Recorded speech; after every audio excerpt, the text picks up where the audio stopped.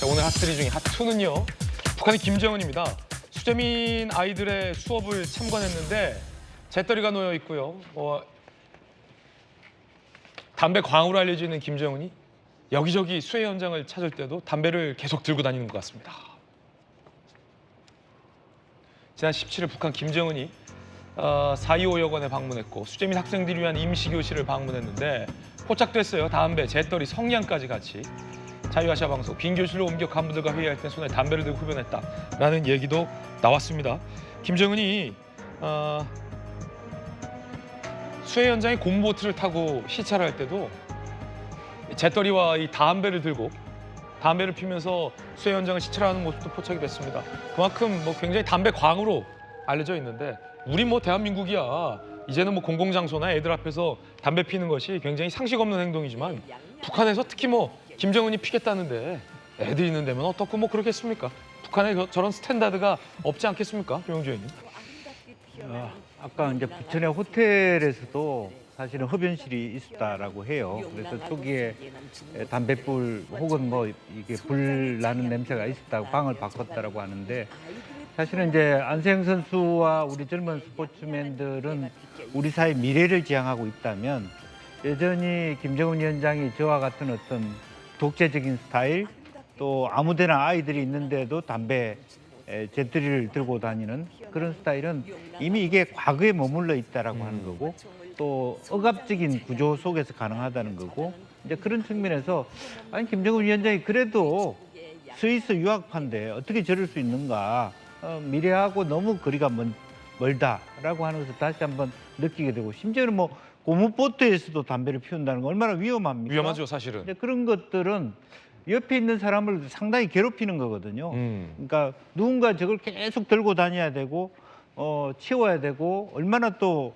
불편합니까? 그리고 다른 한편으로 보면 김정은 위원장이 얼마나 마음속으로 많은 스트레스 속에 살아가는가. 불면증을 앓고 있다고 우리 국정원이 국회 정보위에 보고한 바도 있어요. 네. 그러니까 이제 담배를 떼서는 일상생활이 안 되는 정도의 심리적 긴장 관계나 스트레스가 있다라고 하는 것의 반증일 수 있다. 그렇게 그렇군요. 생각이 됩니다. 예, 독재자들의 심리 상태에 대한 여러 연구를 보면 이게 독재자들이 굉장히 포악스럽고 무언가를 다 가지고 있는 듯한 것을 과시하지만 사실은 그 내면으로 볼 땐 굉장히 언제 자기가 이 왕좌, 권좌에서 끌려갈지 모른다라는 극심한 불안감 속에 잠도 못 이룬다라는 분석도 많잖아요. 그렇습니다. 속으로 떨고 있는 것이죠. 그리고 예. 실제적으로 본인도 인민들이 뭘 원하는지 알죠. 그러나 실제로 원하는 걸 줄 수 없었을 때 본인이 왜 모르겠습니까? 그냥 있는 학용품이라고 전달하는데 아이들이 원하는 것은 배불리 먹는 것인데 무엇이 지금 안 되고 있는 걸 알면서도 해결할 수 없는 부분에 대한 스트레스가 더 높다. 그렇게 봐야 될 것 같습니다. 그런가 하면 북한의 이 물난리 중에 김정은의 호화 요트가 운항하는 모습이 포착이 돼서 논란입니다. 김정은의 호화 요트 운항 포착, 총 4척의 전용 유람선을 보유하고 있다. 많이도 있어요. 80m 길이 추정되는 초대형 유람선, 김정은 전용이라고 합니다. 4명 동시 시합 가능한 국제 규격의 수영장까지 갖추고 있고 대형 미끄럼틀만 타고 있다. 김정은 일가의 어떤 휴양과 유람을 위한 유람선으로 추정되고 있는데 이게 지금 운항되고 있는 것이 포착됐다는 겁니다. 조한범 연구위원, 최근 2달 가까이 김조혜가 모습을 감췄고 리서치도 모습을 보이지 않는다. 정성학 연구위원, 최근 발생한 국가적 물난리에도 불구하고 김 씨 일가가 한여름 무더위를 피하기 위해 휴가를 즐길 가능성이 있다는 분석도 일각에서 나오고 있습니다. 그 가운데 최근에 교동도로 도보로 걸어서 귀순해온 북한 주민, 그리고 강원도 고성의 이 동해선 철길 인근의 오솔길로 걸어서 귀순해온 북한 군사 모두 다 20대라고 통일부 장관이 밝혔습니다. 들어보시죠. 동해안 고성으로 북한 군인이 한 사람 기순을 했습니다. 12일 전에 서쪽이죠. 교동도로 민간인이 그런 기순을 했습니다. 이 두 분의 기순이 대북 방송에 의한 것인지 그건 아직까지 조사가 지금 진행되고 있기 때문에 그 부분은 아직 말씀드리기 어렵다. 이 민간인과 군인이 모두 20대 남성이다 하는 점을 제가 확인을 해드리고 지난해에 2023년에 탈북민들 196명이 자유를 찾아 한국으로 왔습니다. 이분들 인적 구성을 보면 2030, 20대, 30대 북한 북한의 MZ 세대죠. 50% 이상을 넘는다. 저도 오랫동안 북한을 취재해 왔는데 지금 통일부 장관 발언을 듣고 깜짝 놀란 게 김우식 교수님도 북한 문제 전문가시잖아요. 작년에 200명에 달하는 탈북자들이 대한민국으로 왔다라는 사실이 굉장히 그렇죠.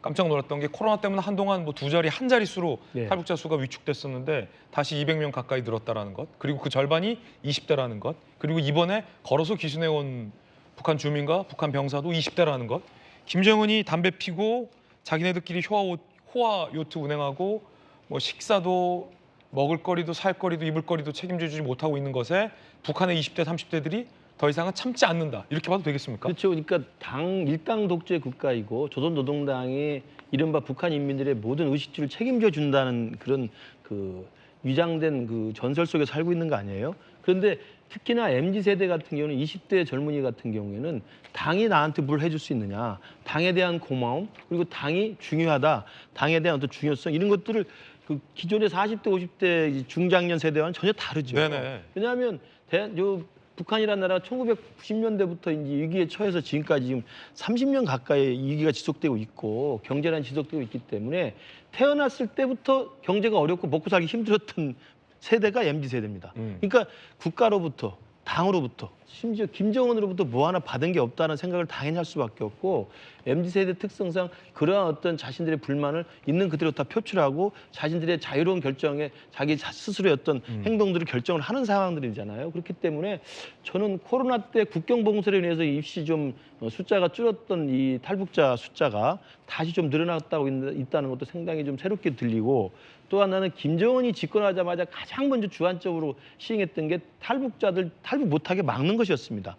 엄청나게 감시를 통제했었거든요. 근데 그것조차도 이제는 이제 별무 효력이어서 새롭게 이번에 교동도로 귀순한 분이나 이번에 동해안으로 넘어온 분들이 20대 MZ 세대라고 한다면 김정은이 최근 들어서 무슨 북한의 문화를 지킨다고 해서 남쪽 말투 못 쓰게 하고 남쪽 방송, TV 못 보게 하는 걸 뭐 강력하게 통제를 한다 하더라도 당과 북한 정권으로부터 아무것도 받은 게 없는 MZ 세대의 이런 이탈 속도, 이탈심은 막을 방법이 없을 것으로 보입니다. 예. 튀니지에서 시작돼서 알제리, 이집트로 번졌던 아랍의 봄, 우리는 기억하고 있습니다. 아랍 독재 국가들의 언제 봄이 올까? 많은 학자들은 그렇게 회의적으로 봤던 적도 있습니다. 그런데 아랍에도 봄이 왔듯이 평양에도, 개성에도, 황해도에도, 북한에도 이런 우리 국민들의 민주화 시위와 봄의 물결이 일어나기를 좀 간절히 기대해 보겠습니다. 뜨거운 소식 함께하고 있습니다.